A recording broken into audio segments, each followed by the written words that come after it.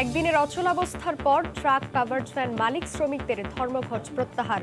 অনড়, লরি ও prime mover শ্রমিকরা স্বাভাবিক হয়নি চট্টগ্রাম বন্দর। ভারতীয় সিরিয়াল দেখেই সিলেটের এটিএম বুথে ডাকাতির পরিকল্পনা। ঢাকা ও হবিগঞ্জ থেকে পেশাদার ৩ জুয়ারি আটক। লুট হওয়া ২৫ লাখের ১০ লাখ টাকা উদ্ধার। ভরা পূর্ণিমায় ইলিশে সয়লাব চাঁদপুরের বড় স্টেশন মাছ বাজার। ৪ থেকে ২৫ অক্টোবর পর্যন্ত ২২ দিন সারা দেশে ইলিশ ধরা নিষিদ্ধ, নির্দেশনা মৎস্য মন্ত্রণালয়ের। এবং কক্সবাজারে সাগর পাড়ে হচ্ছে বিশ্বমানের রেল স্টেশন। দ্রুত এগিয়ে যাচ্ছে রেল লাইন বসানোর কাজ। ২০২২ সালের ডিসেম্বরে চালুর আশা।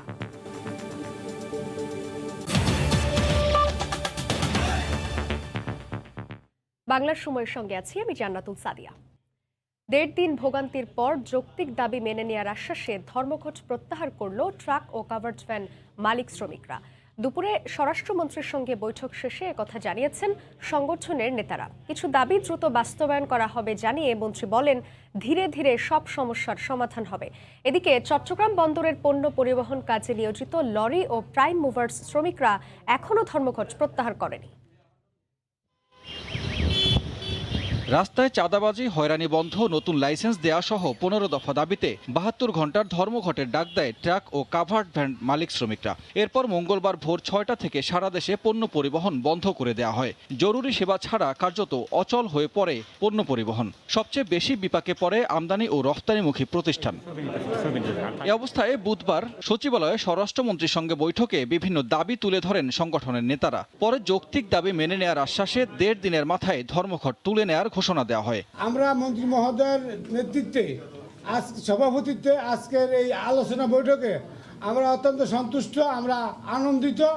আমরা আমাদের কর্মবিরতি প্রত্যাহার করে নিলাম। ১৫ দফা দাবির বেশিরভাগ মেনে নিয়ে পর্যায়ক্রমে কার্যকর করার আশ্বাস দেন মন্ত্রী। যেগুলো আমরা তাৎক্ষণিকভাবে মনে করেছি যে এইগুলি এখনই করা উচিত, সেগুলো আমরা বলেছি আমরা ব্যবস্থা নিচ্ছি। আর যেগুলি মনে করেছি সময় লাগবে সেইগুলি আমাদের সচিব মহোদয়রা নোট নিয়েছেন এবং তাদের মন্ত্রণালয় থেকে সেইগুলোর ব্যবস্থা নেবেন। বিআরটিএর চেয়ারম্যান মহোদয় তিনি একটা টাস্ক ফোর্স গঠন করে যত তাড়াতাড়ি সম্ভব সেইটি সমাধান করবেন, তাদের ড্রাইভিং লাইসেন্স নিয়ে যেটা ছিল এবং অন্যান্য দাবি দাওয়া যেগুলি ছিল সবগুলি নিয়ে দীর্ঘ আলাপের পরে তারা বলেছেন তারা সন্তুষ্ট হয়েছেন। ধর্মঘটের কারণে ২ দিনে শুধু চট্টগ্রাম বন্দরে ৮,০০০-এর বেশি কন্টেইনার এবং কয়েক হাজার মেট্রিক টন পণ্য ডেলিভারি আটকে গেছে। সানবীর রূপল, সময় সংবাদ, ঢাকা। এই মুহূর্তে চট্টগ্রাম বন্দর এলাকায় আছেন রিপোর্টার ফেরদৌস লিপি। সরাসরি যাচ্ছে তার কাছে। লিপি, সাদিয়া, আপনি জানেন যে ধর্মঘটের কারণে ২ দিন ধরে অচল হয়ে আছে চট্টগ্রাম বন্দর সহ সারা দেশের বন্দরগুলো, পণ্য পরিবহন বন্ধ ছিল। কিন্তু ধর্মঘট প্রত্যাহারের পরই আমরা দেখেছি যে দুপুর থেকে আসলে যে বন্দরগুলো আছে সেই বন্দরগুলোতে পণ্য পরিবহন শুরু করেছে ট্রাক, কাভার্ড ভ্যান কিংবা প্রাইম মুভার যে শ্রমিকরা এবং মালিকরা, তারা ইতিমধ্যেই কিন্তু পণ্য সরবরাহ শুরু করেছে। এবং আমরা দেখেছি যে চট্টগ্রাম বন্দরের মধ্যে যেসব জাহাজগুলো বার্থিং করা আছে সেখান থেকে কিন্তু কন্টেনারগুলো খালাস শুরু হয়েছে এবং বিভিন্ন কাভার্ড ভ্যান এবং লরিগুলোতে কিন্তু সেই কন্টেনার তোলা হচ্ছে। এবং এই মুহূর্তে আমরা কিন্তু চট্টগ্রাম বন্দরের একটি গেটে অবস্থান করছি এবং সেখানে দেখতে পাচ্ছেন যে সেই লাইনে দাঁড়িয়ে আছে বিভিন্ন কাভার্ড ভ্যান এবং যে ট্রাক এবং লরিগুলো, এবং তারা বন্দরের যে পণ্যবাহী যে কন্টেনারগুলো আছে সেগুলো পরিবহনের জন্য অপেক্ষা করছে। এবং আপনি জানেন যে স্বরাষ্ট্রমন্ত্রী বৈঠকের পরই কিন্তু আসলে ধর্মঘট প্রত্যাহারের ঘোষণা থাকে, কিন্তু প্রাইম মুভার যে অ্যাসোসিয়েশন আছে শ্রমিকদের, তাদের কিছুটা জটিলতা ছিল যে বন্দরে ঢোকা নিয়ে, যে স্মার্ট কার্ড নিয়ে যে জটিলতা, সেই কারণে কিন্তু তারা নৌ পরিবহন প্রতিমন্ত্রীর সাথে বৈঠক করেছেন এবং সেই নৌ পরিবহন মন্ত্রীর সাথে বৈঠক করার পর কিন্তু তারা তাদের প্রাইম মুভার যে অ্যাসোসিয়েশন আছে তারাও কিন্তু সেই ধর্মঘটে প্রত্যাহারের আশ্বাস দিয়েছেন এবং তারা ধর্মঘট প্রত্যাহার করে নিয়েছেন।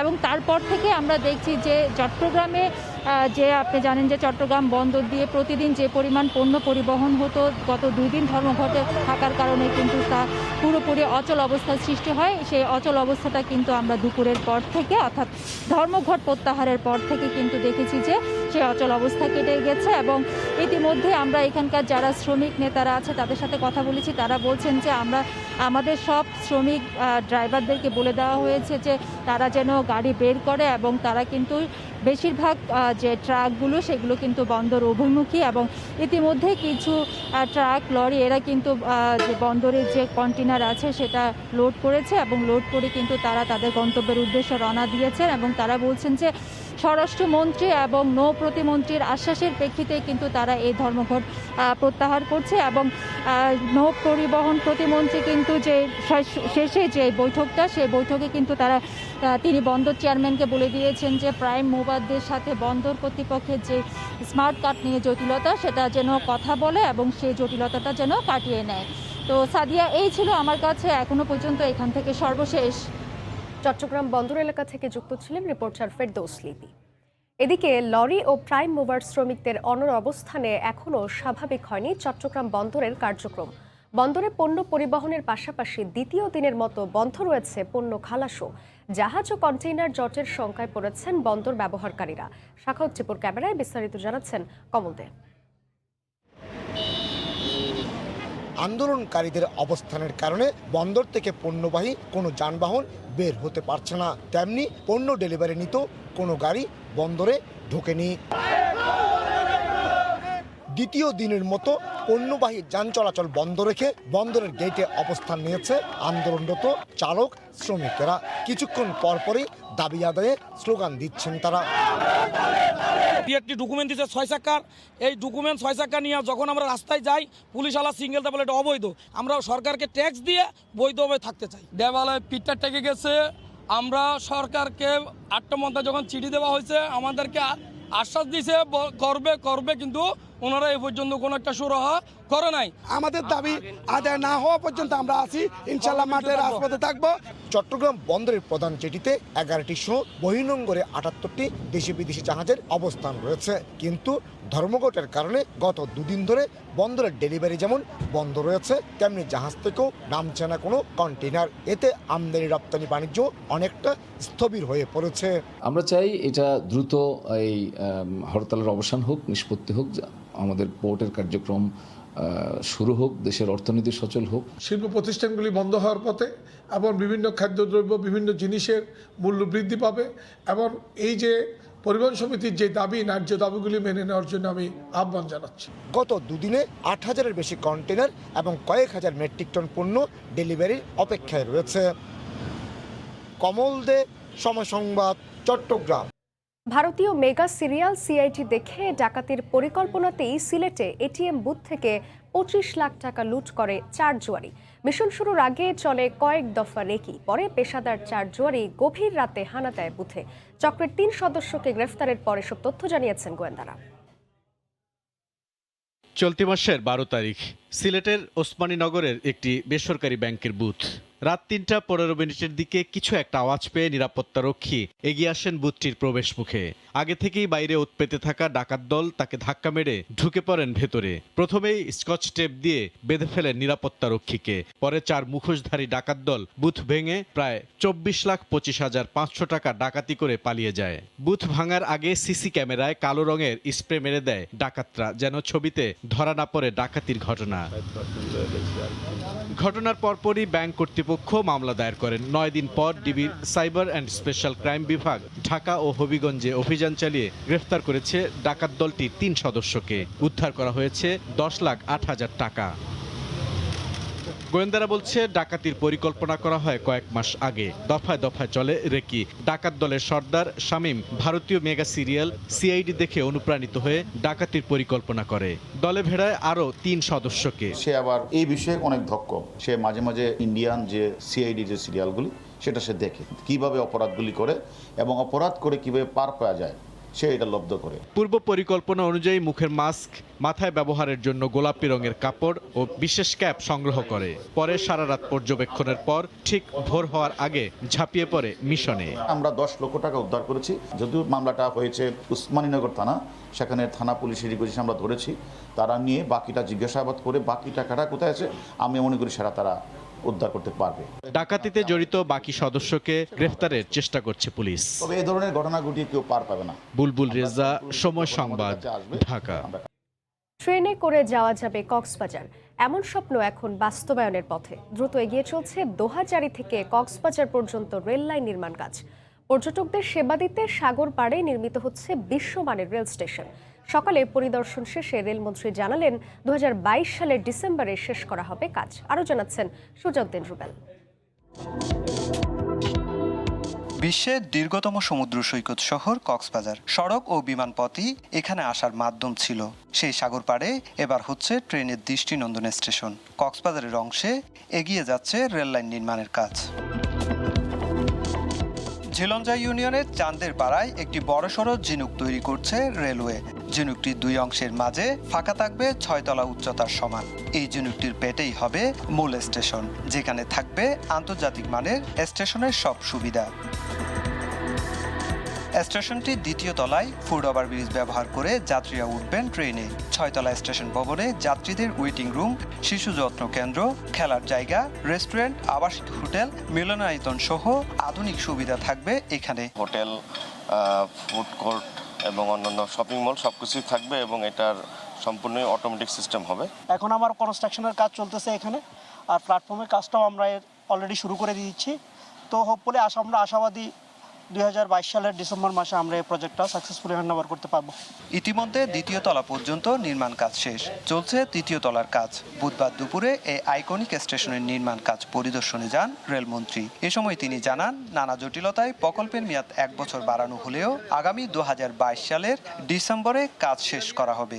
উন্নত এবং আরামদায়ক যাতে আপনার ট্রেনগুলো সেগুলো থাকবে, টুরিস্টদের উপযোগী সেই ট্রেনগুলো আমরা ইতিমধ্যেই প্রকিউরমেন্টের জন্য ইতিমধ্যেই পদক্ষেপ গ্রহণ করেছি। দোহাজারী থেকে কক্সবাজার পর্যন্ত থাকছে 9টি রেল স্টেশন, যা হবে দোহাজারী, সাতকানিয়া, লোহাগাড়া, হারবাং, চকরিয়া, দুলহাজারা, ইসলামাবাদ, রামু ও কক্সবাজার।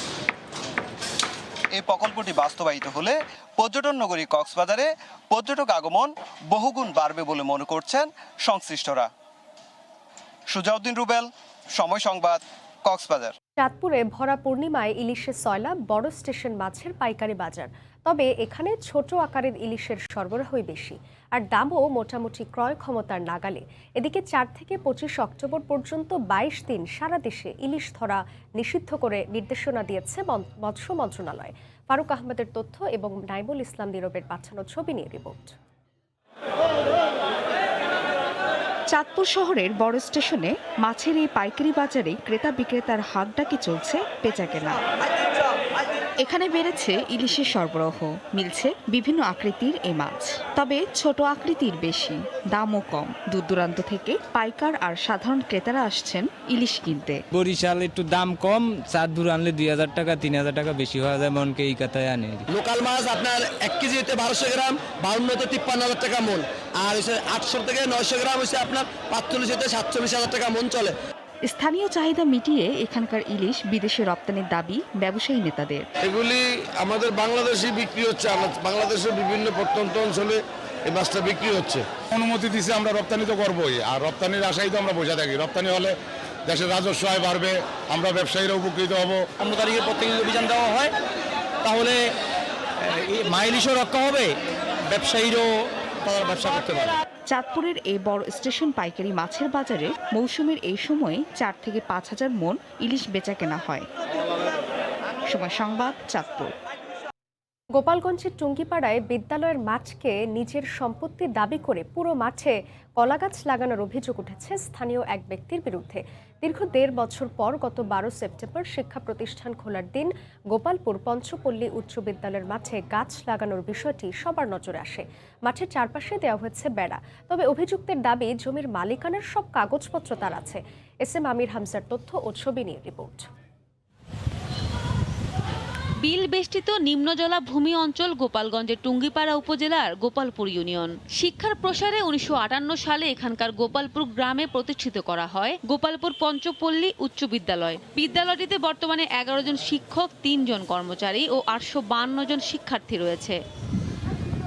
করোনার কারণে দীর্ঘদিন বন্ধ থাকার পর গত 12 সেপ্টেম্বর সকালে বিদ্যালয়ে এসে শিক্ষক কর্মচারী ও শিক্ষার্থীরা দেখতে পান তাদের বিদ্যালয়ের মাঠটি নিজের দাবি করে কলাগাছের চারা লাগিয়ে দখল করেছেন উপেন্দ্রনাথ ঠিকাদার নামক স্থানীয় এক ব্যক্তি। বিষয়টি তাৎক্ষণিকভাবে বিদ্যালয়ের প্রধান শিক্ষক তাপস কুমার বারোই ঘটনাটি স্থানীয় গণ্যমান্য ব্যক্তি ও উপজেলা মাধ্যমিক শিক্ষা কর্মকর্তাকে অবহিত করেন। স্কুল আসার পর দেখি আমাদের মাঠ কে বা কারা দখলকে নিয়েছে, আমরা খেলাধুলা করতে পারছি না। আমরা চাই আমাদের জন্য এই মাঠ যেন আবার উন্মুক্ত করে দেওয়া হোক। শিক্ষার্থীদের লেখাপড়ার সঙ্গে খেলাধুলাটা একটা অপরিহার্য অঙ্গ বিধায় চলমান সমস্যার সমাধান আমি আপনাদের মাধ্যমে উদ্যোগের আকর্ষণ করছি। এদিকে গাছ লাগানোর কথা স্বীকার করে অভিযুক্তের দাবি জমিটি তাদের পৈতৃক সম্পত্তি। 35 বছর আগের কথা, এখানে আমাদের মাঠের ভিতরে অনেক জায়গা আছে, স্কুলে সেই জায়গাটা অন্যায়ভাবে দখল করে এনেছে। উপজেলা মাধ্যমিক শিক্ষা কর্মকর্তা জানিয়েছেন শিক্ষার পরিবেশ যাতে বিঘ্নিত না হয় সেজন্য ব্যবস্থা নেওয়া হবে। বিষয়টি টুঙ্গিপাড়ার ইউএনওকেও জানানো হয়েছে। সবকিছুর ঊর্ধ্বে আমাদের শিক্ষা ব্যবস্থা, এই শিক্ষা ব্যবস্থা যাতে কোনো অবস্থাতেই ব্যাঘাত না ঘটে সেই বিষয়ে আমরা সুদৃষ্টি রাখছি। তবে ঘটনার এক সপ্তাহ পেরিয়ে গেলেও বিদ্যালয়ের মাঠটি দখল মুক্ত করতে পারেনি উপজেলা প্রশাসন। সময় সংবাদ, গোপালগঞ্জ। নারায়ণগঞ্জে শীতলক্ষ্যা নদীর তীরে 2টি পাটকলের গুদাম সহ 5টি অবৈধ স্থাপনা উচ্ছেদ করা হয়েছে। নির্বাহী ম্যাজিস্ট্রেট শোভন রাংসার নেতৃত্বে দুপুর 12টা থেকে বিকেল 4টা পর্যন্ত চলে উচ্ছেদ অভিযান। এ সময় নিতাইগঞ্জ অংশে নদীর তীর দখল করায় পপুলার জুট মিল ও মাসুদ জুট বেলিং নামে 2টি পাটকলের বেশ কিছু অবৈধ অংশ ভেঙে গুড়িয়ে দেওয়া হয়। এছাড়া আলামিন নগর এলাকায় রহমান ডকইয়ার্ডের অবৈধ স্থাপনা ভেঙে ফেলা হয়। সময় নদী দখলকারীদের কাউকে ছাড় দেয়া হবে না বলেও হুঁশিয়ার করে দেয় বিআইডিডব্লিউটিএ কর্তৃপক্ষ।